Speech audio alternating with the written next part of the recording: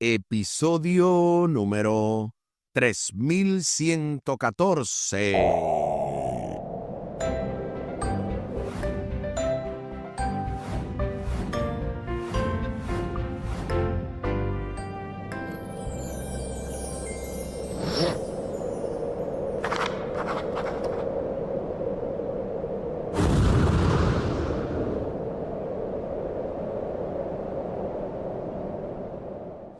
Saludos y bendiciones. Esto es Estudio Sistemático de la Biblia por la gracia de Dios y solo por la gracia de Dios estamos alcanzando el cierre de esta impactante, poderosa y súper especial lección número 6, Entendiendo el Sacrificio, con el texto a memorizar de Apocalipsis capítulo 5 y el versículo 9. Y cantaban un nuevo cántico diciendo: digno eres de tomar el libro y de abrir sus sellos, porque tú fuiste inmolado y con tu sangre nos has redimido para Dios de todo linaje y lengua y pueblo y nación. Apocalipsis capítulo 5 y el versículo 9. Esta semana hemos podido avanzar, hemos podido llegar hasta aquí y agradecemos a Dios por este grande privilegio, porque esto es por la gracia de Dios, como siempre decimos, y también el hecho de que al final del programa podamos también hacer un breve repaso, como es de costumbre. Cada vez que tenemos esta lección, pues procuramos precisamente hacer un énfasis en todo lo que hemos visto durante la semana. Al final del programa también estaremos compartiendo la vía de contacto de este ministerio, audios de bendición con Omar Medina y obviamente de este programa Estudio Sistemático de la Biblia. Para hoy también tenemos el poderoso comentario teológico del doctor y pastor Franklin Martí. Usualmente no lo hacemos viernes, pero hoy es un día especial y obviamente vamos a estar edificándonos en el Señor con este poderoso comentario. Siempre recomendamos algunas plataformas, en este caso, una vez más, recomendamos esperanzatv.net como el canal oficial que es de la división norteamericana, específicamente para el área hispana. Sabía que estaban trabajando en un proyecto, no sé si ya lo tienen, pero están trabajando para hacer Esperanza TV para el habla brasileña o portuguesa, mejor dicho, y es sumamente interesante todo el material que ellos producen. Es un material de gran bendición, incluyendo algunas alabanzas, himnos. Ellos también están a través de YouTube. Si usted se le hace difícil ir a la página de esperanzatv.net, usted puede ir directamente a la plataforma en YouTube, el canal de YouTube de Esperanza TV, y ahí hay varios contenidos edificantes, incluso unos playlists o listado de reproducción, como sería el equivalente en español, de música que edifica, música bonita, bien compuesta. Hay incluso himnos arreglados que usted puede cantar en la congregación. Son muy útiles, incluyendo hasta para cantar en los praise team o en los equipos de adoración, de alabanza. Siempre esos servicios de canto, como lo conocemos, son bien importantes antes de cada programación para alabar al Señor, traer alegría. Pues precisamente a través de ese canal de Esperanza TV, a través de YouTube, usted puede encontrar ese playlist o ese listado de reproducción para poder reproducirlo, valga la redundancia, y poder ponerlo en cada iglesia. Les invito para que hablemos con nuestro Dios en oración. Buen Dios y eterno Padre, gracias te damos por la oportunidad de estudiar tu palabra. Bendícenos, dirígenos, ayúdanos a poder comprender lo que tú quieres decirnos en esta ocasión, pero también a poder repasar y entender quizás algo que no habíamos notado, o poder en ese sentido recordar y tener presente todo lo aprendido durante la semana. Favores que te pedimos y te agradecemos junto con el perdón de nuestros pecados, en el nombre de Jesús. Amén. Amén.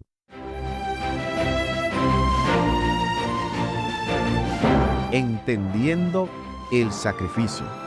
Las Escrituras dejan claro que Cristo es el único que puede asegurar nuestra salvación. Y yo estoy totalmente enfatizando siempre esto, porque mucha gente cree que es por las obras, aunque digan que no, pero es que su estilo de vida, incluso las personas que todavía no se han entregado a Cristo, no, porque para yo entregarme a Jesús tengo que arreglar algunas cosas, tengo que hacer esto, tengo que hacer aquello. Usted ve que nosotros mismos, que quizás ya tenemos años en la iglesia, de alguna manera no nos separamos de ese pensamiento, pero la Biblia es clara. El único que puede asegurar nuestra salvación es Cristo Jesús. Su vida fue la única sin pecado, el único ejemplo de una vida que satisfizo perfectamente la gloria del Padre. Él es el Cordero de Dios, sin mancha, y ahora está a la cabeza de la raza humana como nuestra seguridad eterna. Es el hermano mayor, el Goel. De paso, aprovechamos también para mencionar que hay una pastora poderosísima. Su nombre es Elizabeth Talbot. Ella hace mucho énfasis. Ahí me acordé de ella por eso del Goel. Hace mucho énfasis en lo que Cristo hizo, la obra redentora de Cristo. Y eso también ustedes lo pueden ver en el canal de Esperanza TV. Y también la página directa de ella, que sería Jesús101.tv. Jesús, así mismo como se escucha esa palabra, todo pegado, 101.tv. Un saludo para ella donde quiera que esté. Y es así como el Cordero es el que está al frente de la raza humana. Al mismo tiempo cargó con nuestra culpa. Estamos hablando de Cristo, satisfaciendo así el juicio que es la respuesta de Dios a la maldad. Cuando Juan presencia la increíble escena de los ángeles celestiales reunidos en torno al trono de Dios, se le dice que deje de llorar porque el león de la tribu de Judá ha vencido. Eso lo dice Apocalipsis capítulo 5 y el versículo 5. Reflexiona también sobre lo grave que es el pecado y lo profundamente corrompida que está la humanidad, al punto de que solo la muerte de Jesús, Dios mismo, podía resolver el problema del pecado. De haber existido alguna otra manera de salvarnos, no cabe duda de que Dios la habría empleado. De paso, el mismo Jesús dijo 3 veces, ¿verdad? Más de una ocasión sería 3 veces. Él dijo, Padre, si es posible, que pase de mí esta copa. Cuando dijo pase de mí esta copa, estuvo diciendo claramente que si hay alguna manera, si hay otra manera de salvarnos, que no hubiese sido morir Jesús en nuestro lugar, porque su humanidad estaba luchando en contra de este gran sacrificio que iba a hacer por nosotros. Pero como no había otra manera, como no hubo otra forma, Cristo murió en nuestro lugar y lo hizo obviamente por amor. A continuación, se nos menciona una cita que se encuentra dentro del libro Historia de los Patriarcas y Profetas, dentro del capítulo 4, el plan de redención, y específicamente la página 48 y el párrafo 2. Repito, del libro Historia de los Patriarcas y Profetas, dentro del capítulo 4, el plan de redención, y la página 48, párrafo 2, cuando usted lo busca en la página EGW Writings, como escritos en inglés, y ahí usted puede conseguir la cita si no tiene el libro a mano. Si tiene el libro a mano, usted lo busca dentro de ese capítulo, aunque la página cambie. Noten lo que dice esta poderosa cita. La quebrantada ley de Dios exigía la vida del pecador. En todo el universo solamente existía uno que podía satisfacer sus exigencias en lugar del hombre. Puesto que la ley divina es tan sagrada como Dios mismo, solo uno, igual a Dios, podría expiar su transgresión. Ninguno, sino Cristo, podía salvar al hombre de la maldición de la ley y colocarlo otra vez en armonía con el cielo. Cristo cargaría con la culpa y la vergüenza del pecado, que era algo tan abominable a los ojos de Dios que iba a separar al Padre de su Hijo. Cristo descendería a la profundidad de la desgracia para rescatar a la raza caída. Del libro Historia de los Patriarcas y Profetas, dentro del capítulo 4, el plan de redención, y específicamente la página 48, párrafo 2. La verdad es que esta cita está sumamente poderosa, una cita condensada de información valiosa que nos conviene repasar. Lo primero que menciona es que la quebrantada ley de Dios exigía la vida del pecador. O sea, no es un asunto arbitrario de Dios, es que la ley de Dios, que es una ley de amor y una ley que nos da vida, el hecho de poder obedecer a Dios, tenemos vida en Cristo, pues el hecho de haberla violado, de haberla quebrantado, implicaba entonces y exigía la muerte de todo transgresor. Y como toda la raza humana ha caído, hemos caído, pues necesitábamos de alguien que pudiera vivir una vida perfecta y pudiera arrojar en ese sentido la santidad que se necesitaba para vivir de acuerdo a la voluntad divina. Y el único que es tan santo como Dios es Dios mismo. Así que Dios, estamos hablando Jesucristo, siendo 100% divino, viene a morir por la raza humana para colocarnos en armonía con el cielo. Y eso de verdad que es sumamente arrollador, es sumamente maravilloso. Cristo cargó con la culpa y la vergüenza del pecado. ¿Por qué tú y yo todavía seguimos cargándola? Es como hoy en día en Estados Unidos principalmente.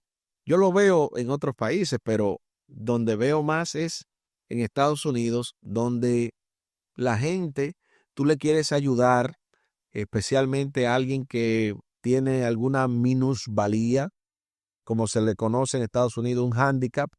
Y cuando tú vienes y le dices a esa persona, mira, que quiero ayudarte, no me ayudes. Puede que lo necesite esa persona. Puede que quizás simplemente por un asunto de que no quiere ser una carga, él te dice que no lo ayudes. Pero de que necesita la ayuda, la necesita. Lo que estamos hablando es que de la misma manera nosotros nos negamos a Cristo. Y eso es triste, porque Cristo quiere cargar con la culpa y usted y yo seguimos culpándonos a nosotros. No hay una cosa que hagamos mal que no estemos diciendo, fue mi culpa, fue porque yo lo hice mal. Sí, fue tu culpa, pero Cristo pagó la deuda. Deja de culparte por cada cosa mala que haces. Deja de culparte porque tú no eres perfecto. No te exijas la perfección si tú sabes que eres un pecador, igual que yo.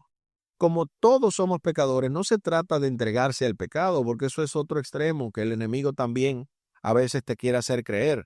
No se trata de entregarse al pecado, se trata de no cargar la culpa.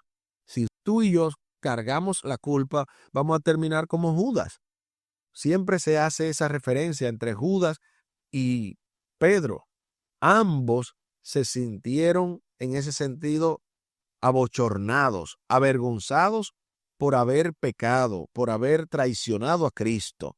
La única diferencia es que, de alguna manera, y siendo enfático aquí en lo que está enseñando esta cita, y lo que enseña toda la Biblia, sobre todo, porque esto se desprende de la Biblia, esto es más que nada un comentario que expande esto que ya la Biblia bien señala, El hecho es que mucha gente, cuando por fin se separa del pecado, cuando por fin llega a los pies de Cristo, no tiene que seguirse culpando de todo, porque ya Cristo cargó la culpa, cargó con la deuda. Ya usted no tiene que seguirse culpando.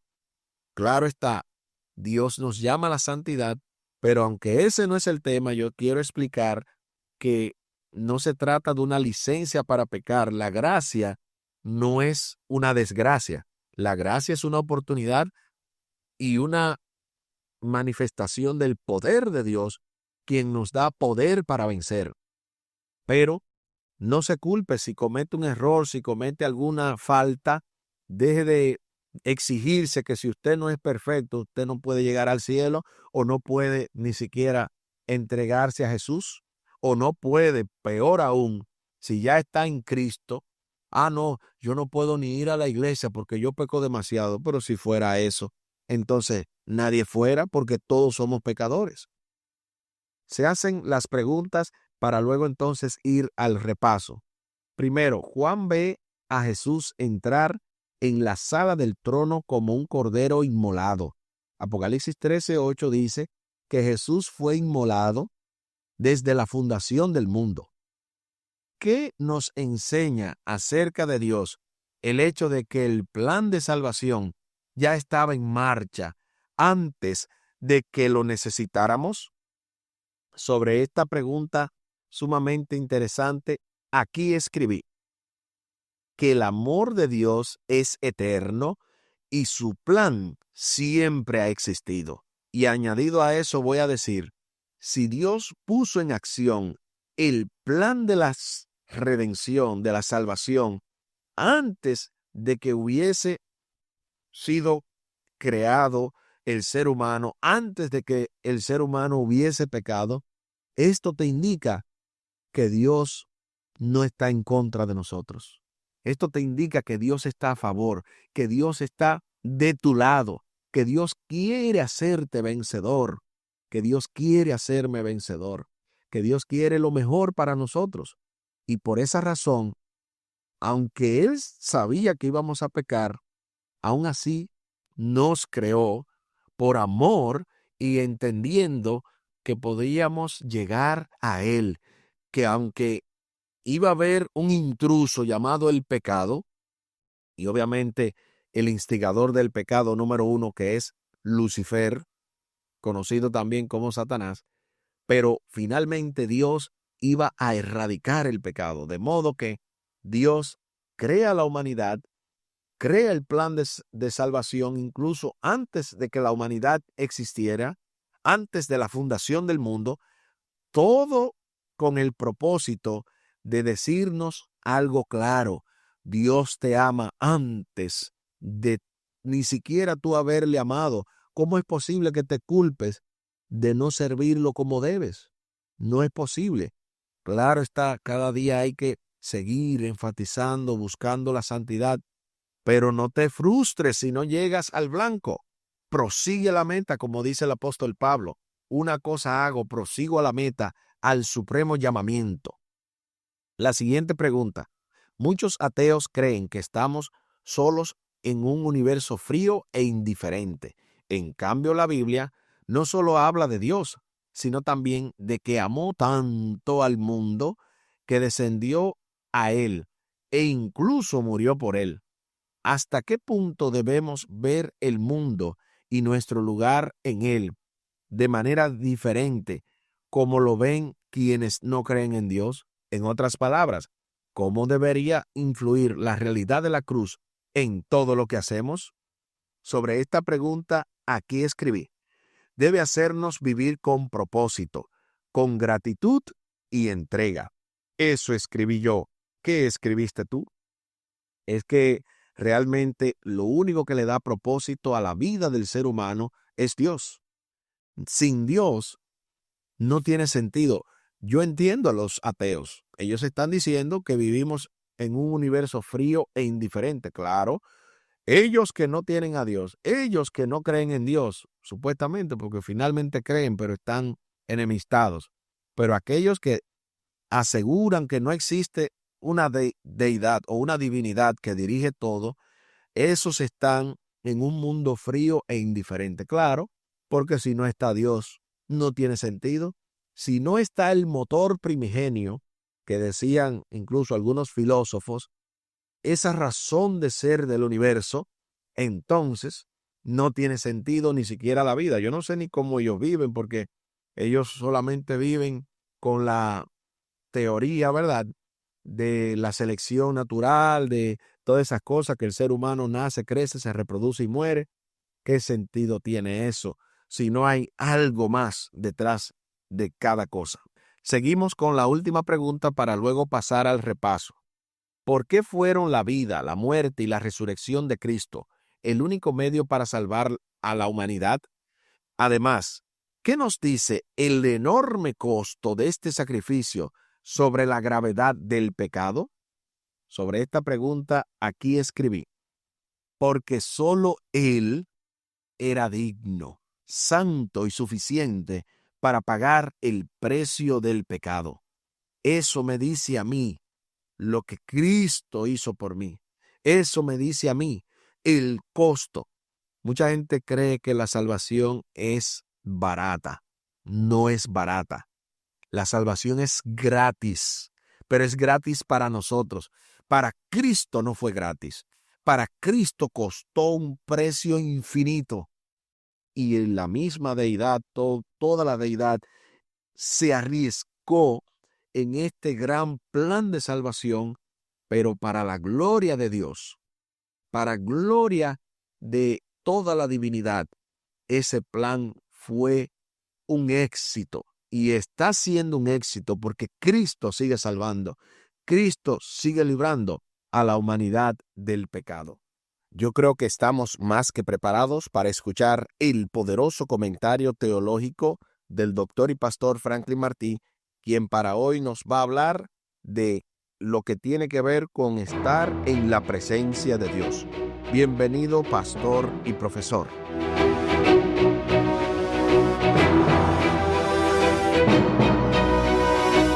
Estar en la presencia de Dios es algo que probablemente todos nosotros desearíamos. Sin embargo, en nuestro estado pecaminoso es algo que mete miedo. Dios es santo, nosotros somos pecadores. Dios es limpio, nosotros somos inmundos. Esta es la razón por la cual los profetas y los hombres de Dios que se encontraron en la presencia del Señor cayeron al suelo, con miedo, temblando, sin fuerza, y aún con miedo de morir. Sin embargo, el Señor los reconfortaba. Ahora bien, cuando alguien desea estar en la presencia del Señor, no sabe muchas veces que lo que anda buscando es que el Señor lo envíe a predicar. En el caso de Moisés, Moisés quería ver la gloria de Dios. Dios le presentó su carácter, su gloria, pero se la presentó de la manera que él pudiera soportarla. Jehová, Jehová, fuerte, misericordioso y piadoso, lento para la ira y grande misericordia en verdad. Pero todo esto debía llevar a Moisés a que continuara siendo el líder de Israel, el que continuara con el pueblo de Dios a través del desierto. El mismo Isaías, cuando se encontró frente al Señor, él gritó diciendo que era una persona que no se merecía estar en la presencia de Dios, que era de labios impuros. Pero Dios lo reconfortó y Dios lo envió a predicar. Dios le preguntó, o hizo la pregunta de forma general: ¿a quién enviaré? ¿Y quién irá por nosotros? E Isaías, con ese reconfortamiento, fue y dijo: heme aquí, envíame a mí. Lo mismo sucedió con Jeremías, cuando Jeremías se encontró en la presencia del Señor. Aunque se consideraba que era un jovencito, un niño, Dios lo reconfortó y lo envió a predicar. Así sucede en cada momento que una persona está en la presencia del Señor. Estar en la presencia del Señor no es solamente para decir: Santo, santo, santo, Jehová de los ejércitos. Toda la tierra está llena de su gloria. Es para que, habiendo dicho eso, diciendo eso, o después de decir eso, vayamos a llenar la tierra de la gloria de Dios predicando su evangelio. Estar en la presencia de Dios, querer estar en la presencia de Dios, no es para gratificarnos a nosotros mismos, no es para glorificarnos a nosotros mismos delante de los demás diciendo que nosotros estamos en la presencia de Dios y que ellos no. Estar en la presencia de Dios no es para engrandecernos. Estar en la presencia de Dios es para llevar esa presencia a los demás, para llevar esa gloria a los demás, para llevar esa salvación a los demás y que ellos también deseen estar en la presencia de Dios.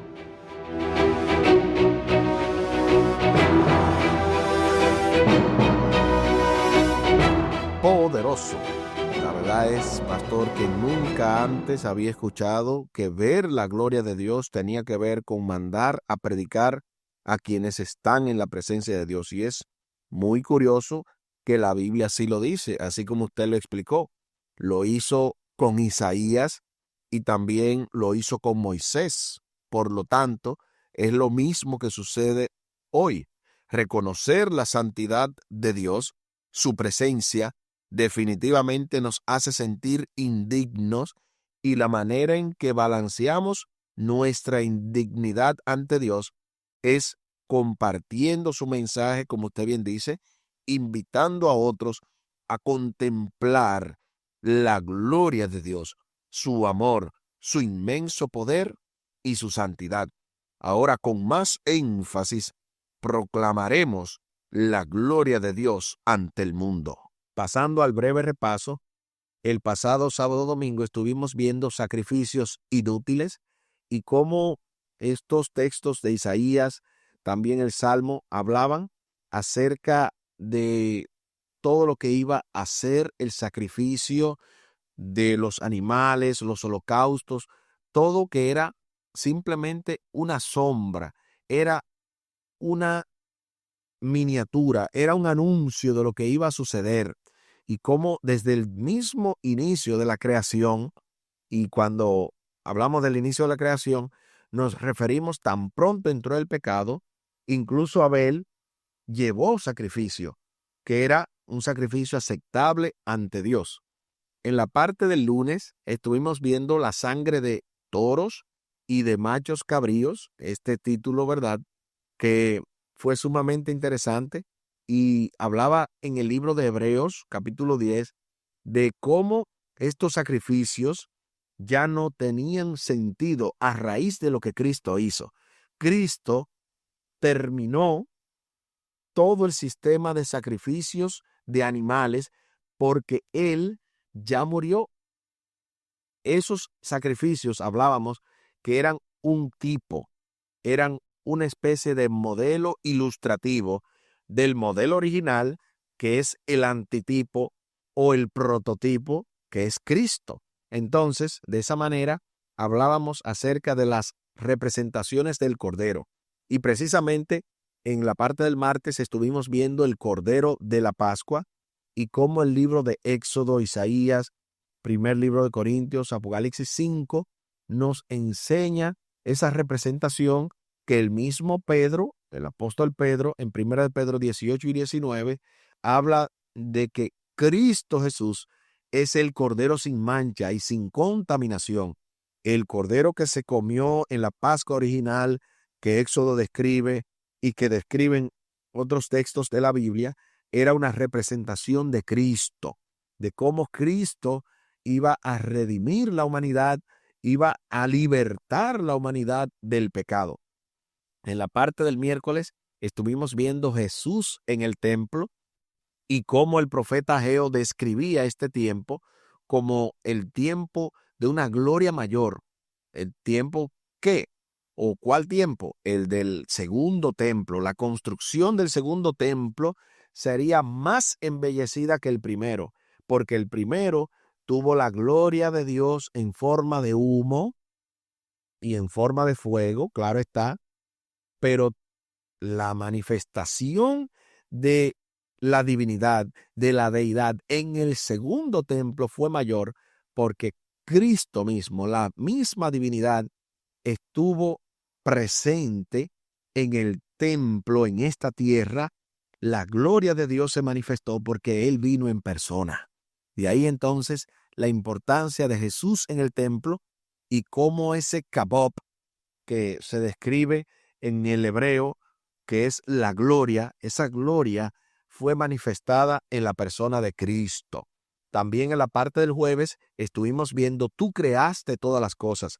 Y ahí de verdad que estuvimos viendo un contenido sumamente importante, un contenido enriquecedor de que Cristo Jesús es el que está sentado en el trono, el que es digno, el que creó todas las cosas, y por eso los querubines le dicen a la deidad, santo, santo, santo. Tanto lo vimos en la visión de Isaías como también en la visión de Juan en el Apocalipsis. Aquí el tiempo se acabó.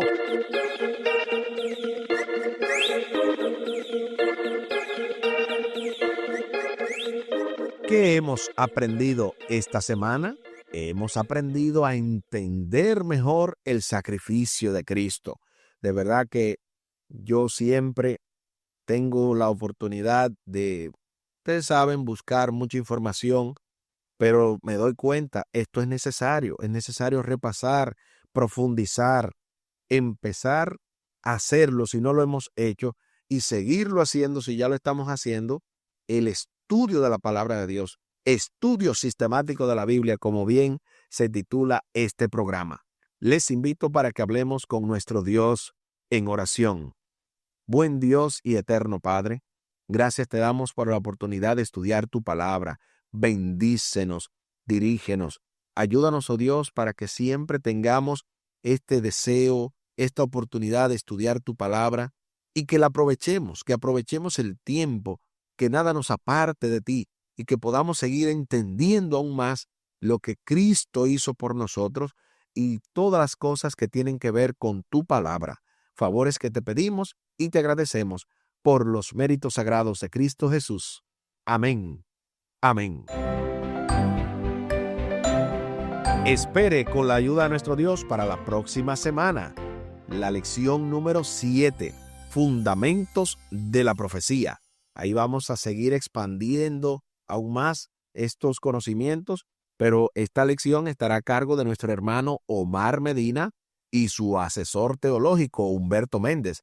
Esta semana, su servidor, junto con nuestro asesor teológico, el doctor y pastor Franklin Martí, hemos abordado la lección número 6, Entendiendo el Sacrificio.